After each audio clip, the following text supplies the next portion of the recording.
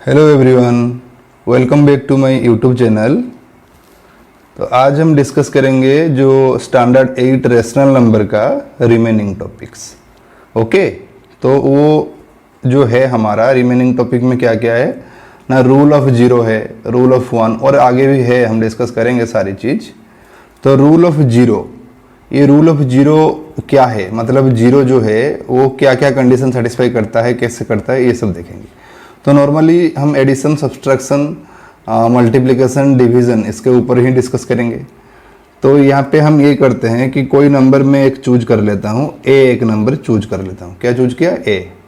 ए को जीरो के साथ ऐड करो तो वही ए ही आएगा, और उनका प्लेस अगर चेंज करेंगे मतलब जीरो प्लस ए करेंगे तो भी वही सेम रिजल्ट। मतलब ये एडिशन वाला कंडीशन कुछ इस तरह हुआ। फिर सब्सट्रैक्शन में आ जाओ, अगर मैं a माइनस ज़ीरो करता हूँ तो मुझे a मिलेगा, लेकिन अगर जीरो माइनस a करता हूँ तो मिलेगा क्या मुझे? Minus a। ये है कंडीशन। ओके, नेक्स्ट अगर मल्टीप्लिकेशन वाला करते हैं तो a into zero that is zero, और ज़ीरो इंटू a करेंगे तो भी वो ज़ीरो। ये मल्टीप्लिकेशन वाला कंडीशन। और डिवीज़न का अगर करेंगे तो a डिवाइडेड बाई जीरो करेंगे तो वो नॉट डिफाइंड वाला कंडीशन।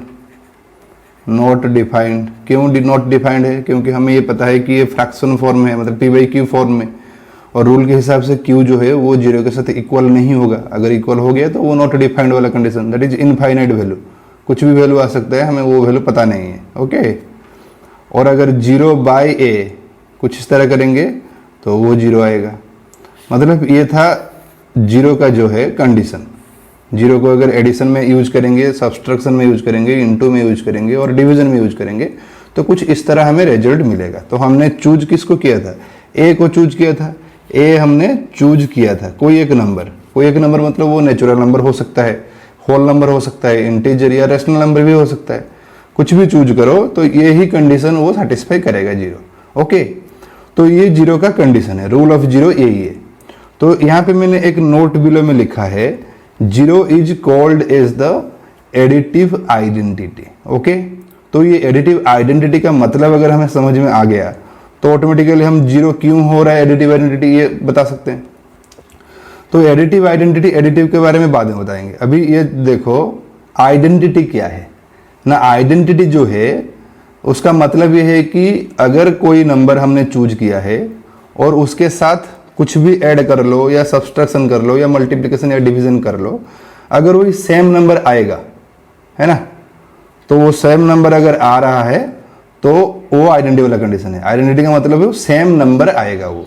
ओके, तो यहाँ पे सेम नंबर कहाँ पे आ रहा है? देखो सब्सट्रैक्शन का जो दो कंडीशन मैंने यहाँ पे लिखा है, यहाँ पे अलग अलग वैल्यू, लेकिन सिर्फ एडिशन का जो है जीरो अगर ए के साथ ऐड हो रहा है, फर्स्ट ए लिखें फिर उसके बाद जीरो लिखेंगे तो भी रिजल्ट जो है पहला जीरो लिखकर फिर उसके बाद ए अगर ऐड करेंगे तो भी वही सेम है। मतलब ये एडिशन में ये सेटिस्फाई हो रहा है। तो एडिशन में सेटिस्फाई तो हो रहा है, इसलिए ये एडिटिव वाला पार्ट।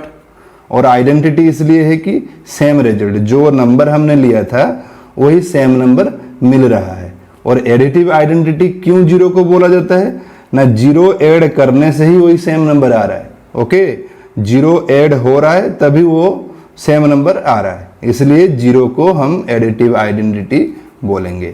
ओके, नेक्स्ट आ जाओ उसी हिसाब से वन का रूल, रूल ऑफ वन ना। अगर हम एडिशन करेंगे तो कोई नंबर हमने ए लिया था, ए प्लस वन किया हमने, ए प्लस वन करेंगे तो वही सेम रिजल्ट इस तरह। अगर पहले वन और उसके बाद ए करेंगे तो वन प्लस ए कुछ इस तरह आएगा, ये एडिशन वाला पार्ट। और सब्सट्रैक्शन में करेंगे तो ए माइनस वन कुछ इस तरह आएगा, और ये वन माइनस ए। और इंटू में करेंगे तो ए इंटू वन वही ए आएगा, और वन इंटू ए करेंगे, मतलब यहाँ पे मैं कॉम्यूटेटिव वाला कंडीशन कर रहा हूँ, उनका प्लेस चेंज कर रहा हूँ तो वो ए आएगा। और अगर डिवीजन कर लेते हैं तो वन बाई ए करेंगे तो ये एक अलग सा रहेगा, और अगर ए बाई वन करेंगे तो ये ए रिजल्ट मिलेगा। वन बाई ए जो है वो फ्रैक्शनल फॉर्म में रहेगा, और जो ये वाला कंडीशन ए बाई वन किया हमने विच इक्वल टू ए आ रहा है तो ये ए जो है 1/a के साथ इक्वल नहीं है। तो ये सब addition, subtraction, multiplication and division का 1 अगर यूज करेंगे तो इसी तरह का रिजल्ट हमें मिलेगा।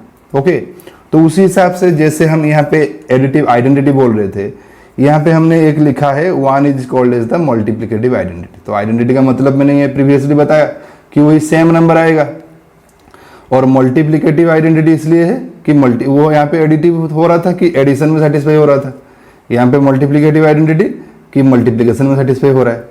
तो ये देखो, मल्टीप्लिकेशन अगर 1 हम कर रहे हैं तो वही सेम नंबर आ रहा है, तो इसलिए 1 को हमने मल्टीप्लिकेटिव आइडेंटिटी बोला है यहाँ पे। तो जो अगर क्वेश्चन आता है एग्जाम में कि एडिटिव आइडेंटिटी कौन है ना 0 और मल्टीप्लिकेटिव आइडेंटिटी कौन है ना 1, इन सभी में देखो ये अलग वैल्यू आ रहा है, यहाँ पे भी अलग वैल्यू आ रहा है और ये भी अलग वैल्यू आ रहा है, लेकिन यहीं पे एक जगह इनटू का है जहाँ पे सेम हो रहा है वैल्यू। ओके, वही सेम नंबर आ रहा है, तो इसलिए 1 इंटू होने के बाद ही ये रिजल्ट आ रहा है, तो इसलिए 1 को हम मल्टीप्लिकेटिव आइडेंटिटी बोल रहे हैं यहाँ पे। ओके, तो नेक्स्ट चलते हैं। नेक्स्ट क्या है? Negative of A number and additive inverse. तो प्रीवियसली हमने डिस्कस किया additive identity and multiplicative identity. Okay, तो एडिटिव आइडेंटिटी जो है वो क्या है हमारा? 0 जो है 0 वो एडिटिव आइडेंटिटी है और 1 जो है वो मल्टीप्लिकेटिव आइडेंटिटी हमें रिजल्ट मिला है। यहाँ पे negative of A number and additive inverse. तो नेगेटिव ऑफ ए नंबर जो है एडिटिव इनवर्स वही सेम है। तो नेगेटिव ऑफ ए नंबर मतलब अगर मैं कोई नंबर ए चूज कर रहा हूँ उसका नेगेटिव क्या होगा? -a। अगर मैं -b यहाँ पे चूज कर रहा हूँ तो उसका क्या हो जाएगा? +b। नेगेटिव, इसका नेगेटिव का नेगेटिव तो पॉजिटिव आता है, तो मतलब यहाँ पे सिर्फ साइन का चेंजेस होगा। तो इसलिए मैंने यहाँ पे नोट बिलो में लिख दिया ओनली चेंज द साइन। तो नेगेटिव ऑफ ए नंबर जो है एडिटिव इनवर्स भी वही सेम है। तो एडिटिव इनवर्स क्यों बोल रहे हैं ना? देखो, मैंने ए नंबर लिया था और इसको -a नेगेटिव उसका नंबर जो है वो -a हो रहा है। तो अगर ये दोनों का एडिशन हम करेंगे तो रिजल्ट हमें क्या मिलेगा? 0। तो 0 जो है क्या है? 0 हमारा एडिटिव आइडेंटिटी है। तो मतलब क्वेश्चन यहाँ पे रिजल्ट में मिला, रिजल्ट ये मिल रहा है कि अगर कोई दो नंबर को ऐड करने से हमें 0 मिल रहा है, मतलब एडिटिव आइडेंटिटी मिल रहा है, तो वो हमारा एडिटिव इनवर्स वाला पार्ट, मतलब a जो है -a का एडिटिव इनवर्स एंड -a जो है वो a का इनवर्स। तो ये दोनों को भी एडिशन कर लो, -b + b that is also 0। तो एडिटिव आइडेंटिटी जहाँ पे रिजल्ट हमें मिलेगा उसी हिसाब से हम ये दोनों को बोल देंगे क्या? एडिटिव इनवर्स और नेगेटिव ऑफ ए नंबर। तो एडिटिव इनवर्स अगर क्वेश्चन में पूछेगा आपको, जो नंबर होगा उसका सिर्फ साइन चेंज कर लेना। अगर 2/3 दिया है तो उसका एडिटिव इनवर्स -2/3। अगर 5 दिया है तो वो -5 होगा। अगर -6 दिया है तो +6 होगा। सिर्फ साइन चेंज होगा, प्लस माइनस में चेंजेस करेंगे। ओके, ये था additive inverse and negative of A number का रूल। ओके, नेक्स्ट आ जाता है रेसिप्रोकल। रेसिप्रोकल को हम ये भी बोल सकते हैं मल्टीप्लिकेटिव इनवर्स। ओके, तो यहाँ पे देखते हैं रेसिप्रोकल क्या है। अगर मैं एक नंबर चूज कर रहा हूँ उसका रेसिप्रोकल मतलब 1/a। 1/a क्यों हो रहा है ना? रेसिप्रोकल मतलब सिर्फ रिप्लेस, मतलब चेंजेस हो जाएगा। a का मतलब क्या है? a/1। ये हमें पता है कि कोई नंबर अगर लिखा है और उसके नीचे कुछ नहीं लिखा है तो उसके नीचे क्या है? 1 है। ओके, तो ये 1 जो है ये सिर्फ रिप्लेस हो जाएगा, मतलब न्यूमरेटर जो है वो डिनोमिनेटर में चला आएगा और डिनोमिनेटर जो है वो न्यूमरेटर में चला जाएगा। तो a/1 को अगर हम रेसिप्रोकल लिखेंगे तो 1/a होगा। तो अगर 1/a है और 1/b यहाँ पे मैं लिख रहा हूँ, 1/b अगर लिख रहा हूँ, 1/b का रेसिप्रोकल क्या होगा? सिर्फ b/1, और b/1 जो है उसको हम सिर्फ b लिख सकते हैं। ओके, तो ये है रेसिप्रोकल का रूल। बाकी ये मल्टीप्लिकेटिव इनवर्स कैसे हो रहा है ना? ये दोनों को जैसे यहाँ पे एडिशन किया, एडिटिव इनवर्स बोल रहा था, एडिशन किया, रिजल्ट हमें 0 मिला, तभी हम एडिटिव इनवर्स उनको बोल रहे थे। यहाँ पे मल्टीप्लिकेशन करेंगे और अगर हमें यहाँ पे मल्टीप्लिकेटिव आइडेंटिटी मिल गया तो हो जाएगा, ये दोनों को मल्टीप्लाई कर लो, a × 1/a। तो ये 1/a ये वाला पार्ट कैंसिल हो जाएगा, तो रिजल्ट सिर्फ कौन? 1 आएगा। 1 हमारा क्या है? Multiplicative identity. Multiplicative identity. तो अगर मल्टीप्लिकेटिव आइडेंटिटी हमें रिजल्ट में मिल रहा है तो ए क्या हो जाएगा, ए 1/a का मल्टीप्लिकेटिव इनवर्स एंड 1/a जो है वो ए का मल्टीप्लिकेटिव इनवर्स। तो वाइस वर्सा कंडीशन, तो ये कन्वर्स वाला कंडीशन, ये अगर इसका भी हो सकता है और ये इसका भी हो सकता है। उसी हिसाब से b एंड 1/b, देखो b इंटू 1/b, हम इंटू कर रहे हैं तो इसलिए मल्टीप्लिकेटिव, और इनवर्स इसलिए बोल रहे हैं कि दोनों का रिजल्ट जो है वो मल्टीप्लिकेटिव आइडेंटिटी मिल रहा है, multiplicative identity MI। Multiplicative identity अगर हमें रिजल्ट मिलेगा तो ये दोनों हमारा क्या हो जाएगा, मल्टीप्लिकेटिव इनवर्स। ये इसका है और ये इसका है। तो रूल यहाँ पे मैंने नोट बिलो में लिखा है, replace the numerator by denominator and denominator by numerator. ये नोट बिलो कंडीशन इतना ही है। अगर क्वेश्चन आपको पूछता है कि मल्टीप्लिकेटिव इनवर्स लिखो या रेसिप्रोकल लिखो, तो इसका अगर क्वेश्चन ये 2/3 दिया है, उसका पूछ रहा है रेसिप्रोकल, तो 3/2। अगर उसी का 2/3 का पूछ रहा है मल्टीप्लिकेटिव इनवर्स, तो 3/2। मतलब न्यूमरेटर जो है वो डिनोमिनेटर में चला आएगा और डिनोमिनेटर जो है वो न्यूमरेटर में चला जाएगा। इतना है रेसिप्रोकल एंड मल्टीप्लिकेटिव इनवर्स का रूल। ओके, नेक्स्ट चलते हैं। नेक्स्ट क्या है हमारा, देखते हैं। नॉर्मली हमने जो प्रीवियसली डिस्कशन किया था closure property, commutative property, associative property, वहाँ पे मैंने ये बताया था कि आगे हमें ये पढ़ना है डिस्ट्रीब्यूटिव प्रॉपर्टी एक है, उसके ऊपर डिस्कशन करना है। तो डिस्ट्रीब्यूटिव प्रॉपर्टी क्या है ना, let a b c are 3 number belonging to rational number. ये रेशनल नंबर से चूज किए हो या आप इंटीजर से चूज कर सकते हो या होल नंबर या नेचुरल नंबर। और रेशनल नंबर मैंने इसलिए लिखा है कि आपका जो इंटीजर है, integer, natural number, whole number, ये सब किस में आता है, वो सब रेशनल नंबर में आता है, रेशनल में आ जाता है। तो इसलिए रेशनल नंबर हमने यहाँ पे लिखा है। तो डिस्ट्रीब्यूटिव प्रॉपर्टी क्या है, कुछ इस तरह लिखा है ये, a इंटू बी प्लस सी। ए को बाहर रखा है, बी प्लस सी को ब्रैकेट में रखा है, तो रिजल्ट कुछ इस तरह मिलेगा। ए जो है वो बी के साथ इंटू होगा पहले, फिर ये प्लस साइन जो है वो प्लस साइन रहेगा, फिर ए जो है सी के साथ इंटू होगा। और ये मल्टीप्लिकेशन एंड एडिशन वाला पार्ट था, मल्टीप्लिकेशन एंड सब्सट्रैक्शन वाला पार्ट भी वही same, A into B A B minus A into C A C. ये है डिस्ट्रीब्यूटिव प्रॉपर्टी, मतलब डिस्ट्रीब्यूट हो जाएगा। यहाँ पे ए जो है ये इसके साथ मल्टीप्लाई, होल के साथ मल्टीप्लाई हो रहा था, ए होल के साथ मल्टीप्लाई हो रहा था, तो यहाँ पे डिस्ट्रीब्यूट हो गया। मतलब ए जो है बी के साथ भी मल्टीप्लाई हो गया क्योंकि यहाँ पे मल्टीप्लिकेशन का साइन था, एंड ए जो है सी के साथ मल्टीप्लाई हो गया, और दोनों के बीच में प्लस साइन था, इसलिए A into B and A into C, ये दोनों के बीच में प्लस साइन आ गया। तो यहाँ पे माइनस साइन है तो यहाँ पे भी माइनस साइन होगा। ओके, तो एग्जाम्पल ले लेते हैं। एग्जाम्पल कैसे, अगर मैं 2 इंटू यहाँ पे 3 + 5 कुछ इस तरह कर रहा हूँ, तो मल्टीप्लिकेशन ये भी हो सकता है 5 + 3 8, 8 इंटू 2, ये भी डायरेक्ट हम निकाल सकते हैं। लेकिन अगर डिस्ट्रीब्यूटिव प्रॉपर्टी सेटिस्फाई करने के लिए करेंगे तो ये हमारा LHS वाला पार्ट लिया है, और RHS में हमें क्या मिलेगा ना, RHS में है, RHS में 2 इंटू 3 + 2 इंटू 5, ये मिलना जरूरी है। तो हम देखेंगे कि LHS एंड RHS हमारा इक्वल हो रहा है नहीं। पहले LHS का वैल्यू निकाल लो, 2 इंटू 3 + 5, 5 + 3 हो गया 8, ये हो गया 8, 8 इंटू 2 कितना 16, ये LHS का वैल्यू।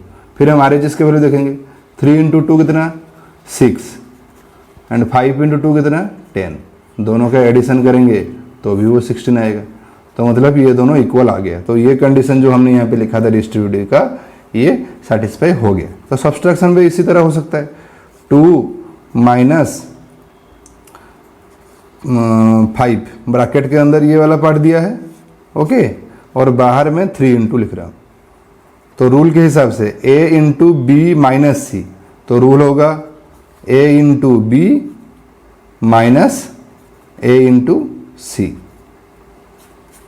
है ना, ये इस तरह आएगा। तो LHS का वैल्यू अगर हम निकालेंगे तो ये 2 से 5 जाएगा तो कितना आएगा -3, -3 इंटू 3 दैट इज -9 रिजल्ट, ये LHS का रिजल्ट। और RHS का करेंगे तो 3 इंटू 2 6 माइनस 5 इंटू 3 15, और ये 15 से 6 जाएगा तो कितना वही -9, क्योंकि बड़ा वाला जो है वो नेगेटिव में है। तो रूल इसका ये था, ये वाला पार्ट जो हम कर रहे हैं एडिशन में नेगेटिव पॉजिटिव का।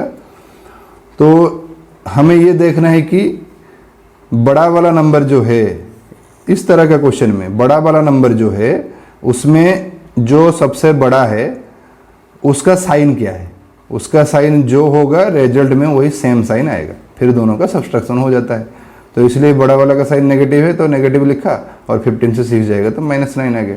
तो RHS भी -9 आ रहा है एंड LHS भी -9 आ रहा है। तो हमारा डिस्ट्रीब्यूटिव प्रॉपर्टी जो है वो सेटिस्फाई हो गया। बाकी ये देखना है कि इसको कैसे क्वेश्चन में हम यूज करेंगे। ओके, नेक्स्ट आ जाता है हमारा कुछ एग्जाम्पल्स। क्या है एग्जाम्पल्स ना, एग्जाम्पल 3 में वो बोल रहा है कि right the additive inverse of the following. तो एडिटिव इनवर्स का मैंने रूल क्या बताया था, जो साइन है सिर्फ साइन में चेंजेस होगा, एडिटिव इनवर्स का रूल। तो ये जो आई बिट दिया है -7/19, -7/19 ये लिखा है। तो इसका एडिटिव इनवर्स अगर हम निकाल रहे हैं तो क्या आ जाएगा ना, सिर्फ साइन चेंज, माइनस में था तो प्लस में हो गया, ये है हमारा रिजल्ट। ओके, और नेक्स्ट अगर इसके लिए बोल रहे हैं तो ये 21/112 ये लिखा है। और अगर इसका एडिटिव इनवर्स निकालना है, एडिटिव इनवर्स, तो एडिटिव इनवर्स ये देखना है आपको, एडिटिव इनवर्स बोल रहा है या मल्टीप्लिकेटिव इनवर्स। एडिटिव इनवर्स में सिर्फ साइन चेंज होगा और मल्टीप्लिकेटिव इनवर्स में क्या होगा, वो रिप्लेस हो जाएगा प्लेस, मतलब न्यूमरेटर डिनोमिनेटर हो जाएगा एंड डिनोमिनेटर न्यूमरेटर हो जाएगा। तो इसका साइन सिर्फ चेंज कर लो, -21/112, ये प्लस में था तो माइनस हो गया, सिर्फ साइन चेंज किया। ये एडिटिव इनवर्स के लिए। अगर मल्टीप्लिकेटिव इनवर्स बोला होता, मल्टीप्लिकेटिव इनवर्स अगर बोलता ये मल्टीप्लिकेटिव इनवर्स में क्या होता है ये वाला पार्ट ना, -7/19 जो है वो -19/7 ये वाला पार्ट, और इसके लिए क्या हो जाता ना 112/21, ये multiplicative inverse MI। Okay, inverse, तो इनवर्स मल्टीप्लिकेटिव इनवर्स में क्या होगा ना, सिर्फ उनका प्लेस चेंज होगा, मतलब न्यूमरेटर जो है वो डिनोमिनेटर होगा एंड डिनोमिनेटर जो है वो न्यूमरेटर होगा। और लेकिन एडिटिव इनवर्स में जो है वही सेम रहेगा, सिर्फ साइन चेंज। अगर प्लस में है तो वो रिजल्ट माइनस में आएगा, अगर माइनस में है तो वो प्लस में आएगा। ओके, नेक्स्ट एग्जाम्पल 4 में चलते हैं। एग्जाम्पल 4 क्या बोल रहा है ना, verify that minus of -x is the same as x, मतलब ये प्रूफ करना है minus of -x equal to x, ये वाला पार्ट हमें प्रूफ करना है। ओके, ये जो मैंने यहाँ पे लिखा है यही वाला पार्ट हमें प्रूफ करना है। तो LHS में हमारा माइनस ऑफ -x है और RHS में ये वाला पार्ट है। तो हमें ये वाला LHS लेना है, देखना है कि RHS आ रहा है या नहीं। तो LHS में हम ये लिख देते हैं, क्वेश्चन जो है माइनस ऑफ -x, तो ये माइनस का साइन यहाँ पे रखो और ये भी माइनस को रखो, ये वाला माइनस रखा, ब्रैकेट यूज किया, फिर माइनस रखा, x का वैल्यू यहाँ पे दिया है कितना 13/17, ये हो गया। तो रूल के हिसाब से ये मल्टीप्लिकेशन हो रहा है, तो हमें पता है कि माइनस अगर माइनस के साथ इनटू होता है तो वो प्लस हो जाएगा, दैट इज 13/7 आ गया। और 13/17 किसका वैल्यू है, x का वैल्यू, तो मतलब यहाँ पे हमें RHS मिल गया। तो LHS इक्वल टू RHS हो गया। उसी हिसाब से इसका भी कर सकते हैं। इसका क्या ना, LHS अगर हम यहाँ पे ले रहे हैं तो LHS हमारा माइनस ऑफ -x लिखा था, तो माइनस को रखा, ब्रैकेट रखा, माइनस रखा, फिर ये x का वैल्यू जो है, x का वैल्यू क्या है -21/31। तो ये ब्रैकेट के अंदर देखो ये इंटू के फॉर्म में है, ये पहले ये माइनस इंटू होकर प्लस हो जाएगा, मतलब बाहर जो माइनस है वो रहेगा, ब्रैकेट के अंदर ये माइनस माइनस प्लस होके 21/31 हो गया।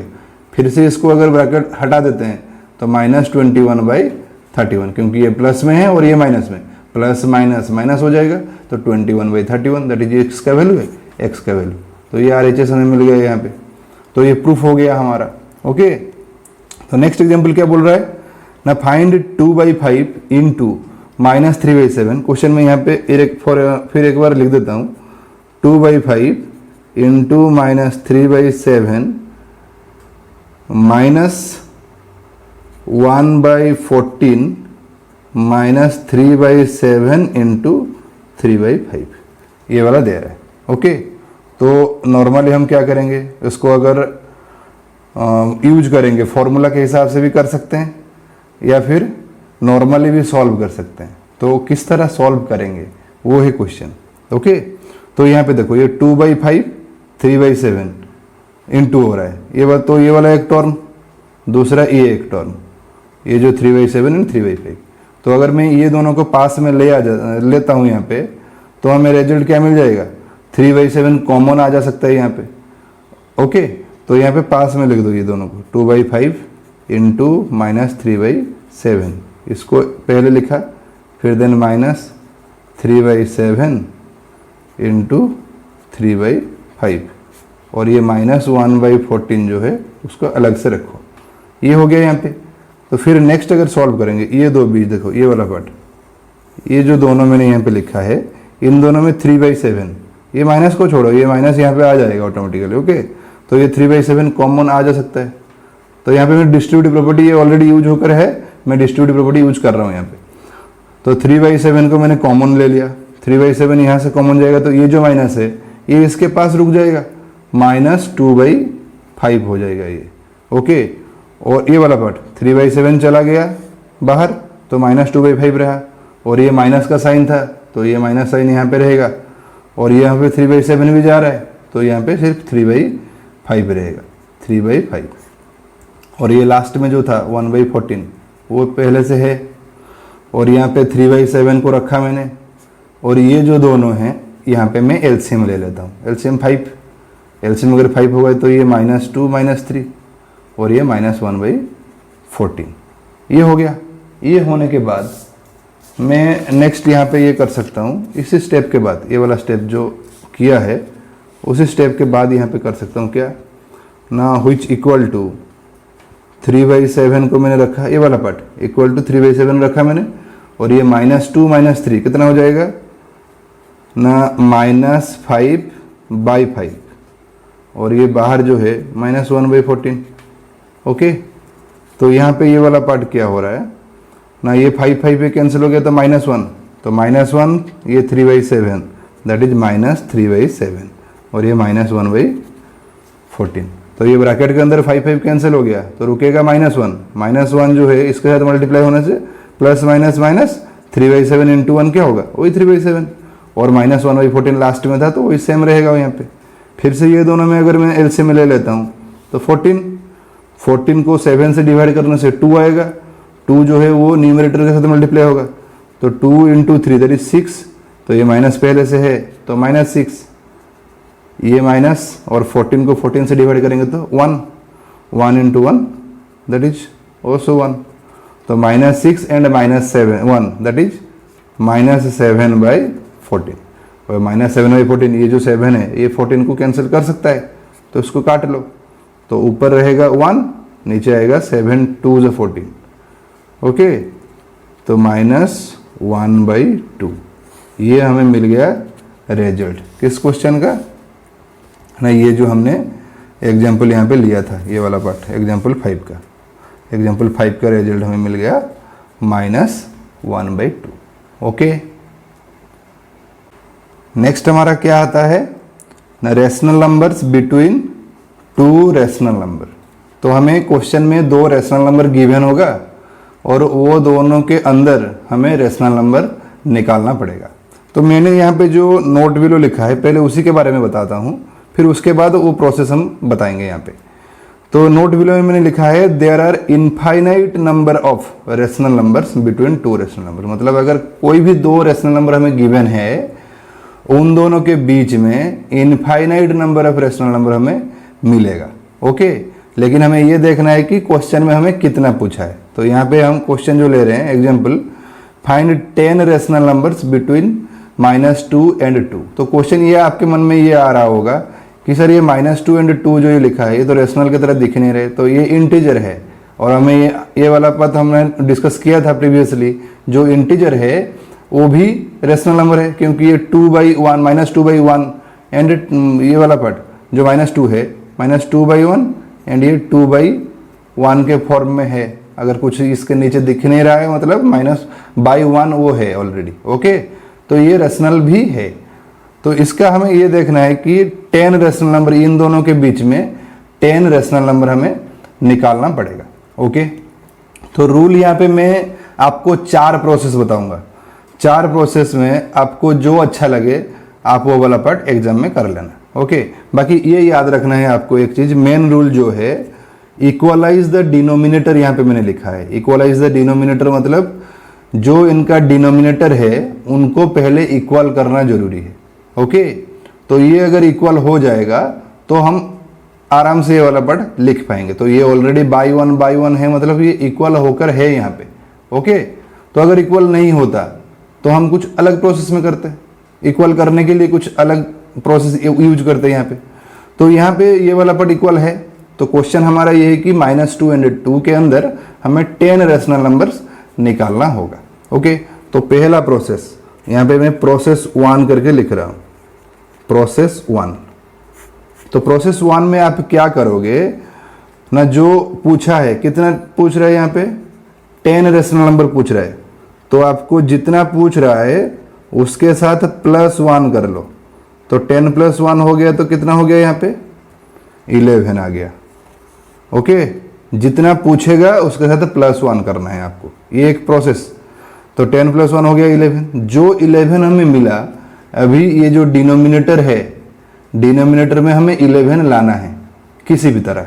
तो किस तरह लाएंगे ना, -2/1 हमारे पास था, ये वाला पार्ट -2/1 है, तो 11 अगर लाएंगे हम डिनोमिनेटर में तो हम क्या करेंगे, 11 यहाँ पे मल्टीप्लाई कर लिया। तो अगर डिनोमिनेटर यहाँ पे 11 मल्टीप्लाई कर रहे हैं तो न्यूमरेटर में भी उसको मल्टीप्लाई करना पड़ेगा।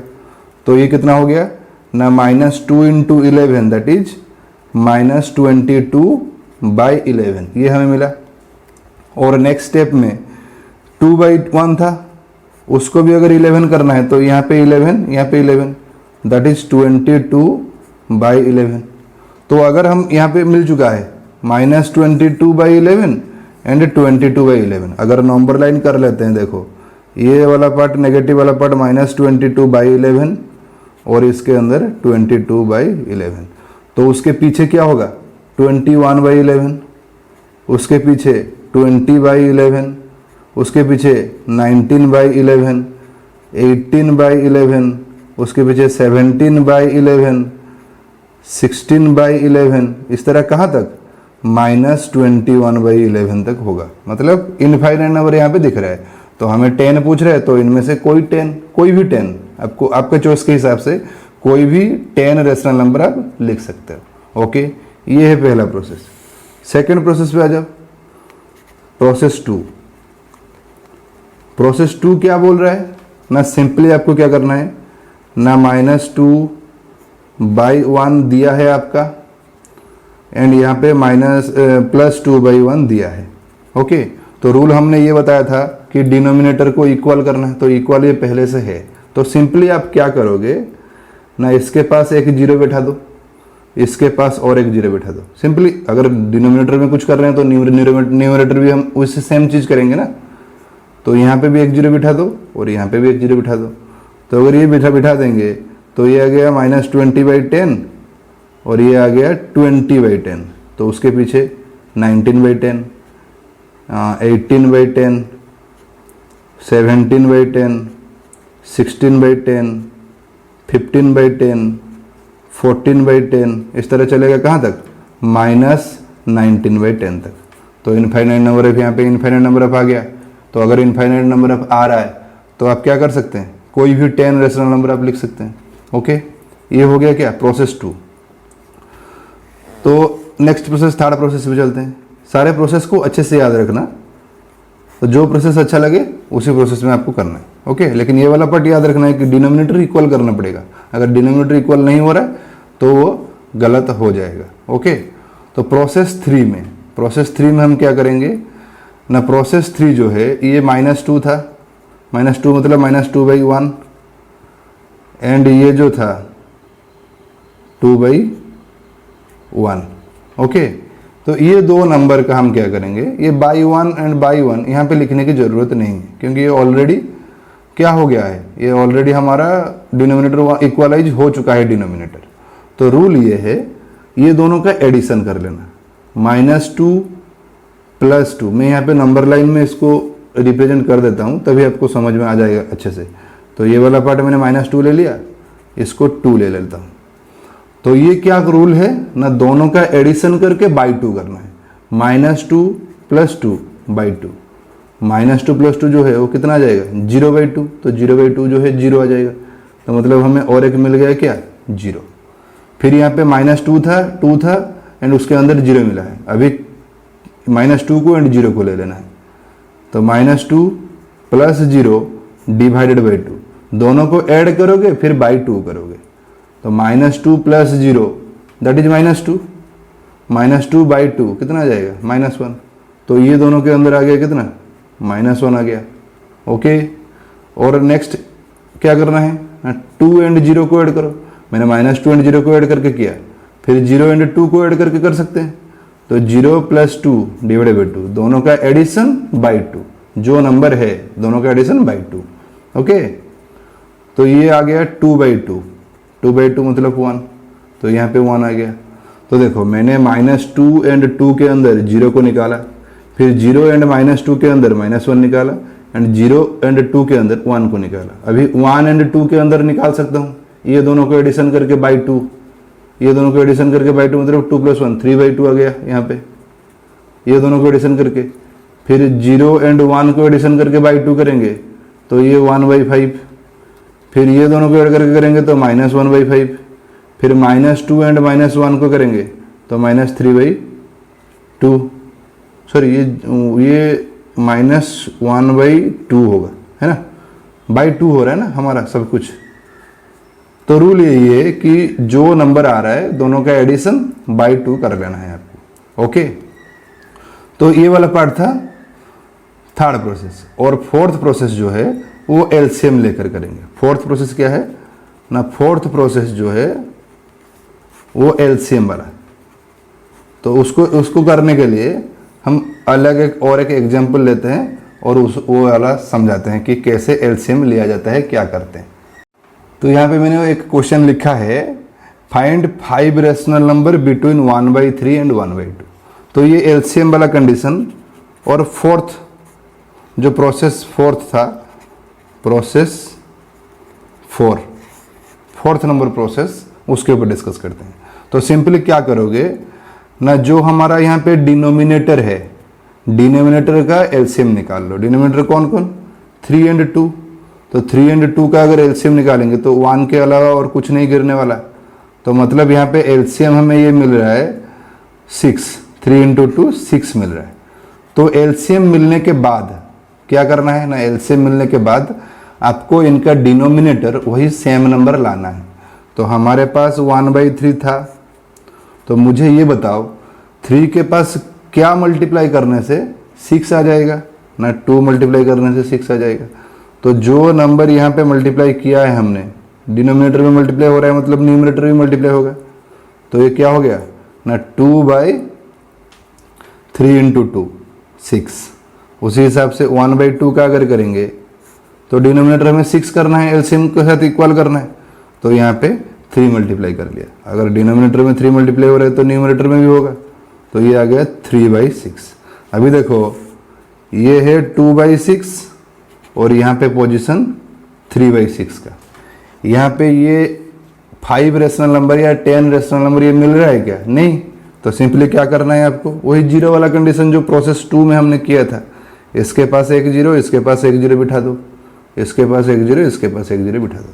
तो ये 20/60, तो यहाँ पे 21/60, 22/60, 23/60, 24/60, 25/60, 26/60 आ जाएगा 29/60 तक। ओके, और अगर और भी ज़्यादा पूछ रहा है तो और एक 0 बिठा देना, 200/600 कर लेना। 202 था, 2 0 न्यूमरेटर में यूज किया तो डिनोमिनेटर में भी 2 0। यहाँ पे 300/600, जो करना है सेम चीज़ करना है। ओके, तो 200 एंड 300 के अंदर कितना आ जाएगा, 99 रेशनल नंबर हमें दिख रहा है। 201/600, 202/600 इस तरह आ जाएगा। तो ये था सारा प्रोसेस जो आपको हेल्प करेगा rational number between 2 rational number के अंदर निकालने के लिए। ओके, तो हमारा जो चैप्टर 1 रेशनल नंबर का टॉपिक है वो कंप्लीट हो चुका है।